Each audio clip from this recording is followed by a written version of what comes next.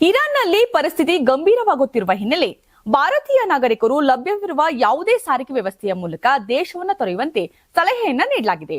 ಈ ಸೂಚನೆ ಬೆನ್ನಲ್ಲೇ ಭಾರತೀಯ ವಿದ್ಯಾರ್ಥಿಗಳು ಹಾಗೂ ಪೋಷಕರಲ್ಲಿ ಭಾರೀ ಆತಂಕವನ್ನ ಹೆಚ್ಚಾಗಿದೆ.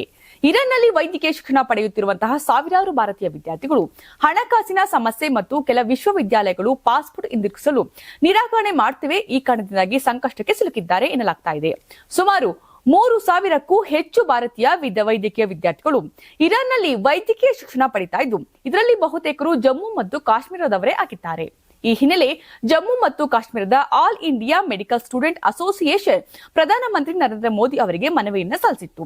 ವಿದ್ಯಾರ್ಥಿಗಳ ಸುರಕ್ಷತೆ ಮತ್ತು ಹಣಕಾಸಿನ ಅಸಾಧ್ಯತೆಗಳನ್ನು ಗಮನದಲ್ಲಿಟ್ಟುಕೊಂಡು ತಕ್ಷಣ ಅವರನ್ನು ಭಾರತಕ್ಕೆ ಕರೆತರುವಂತೆ ವ್ಯವಸ್ಥೆ ಮಾಡಬೇಕು ಅಂತ ಆಗ್ರಹವನ್ನ ಮಾಡಿದೆ.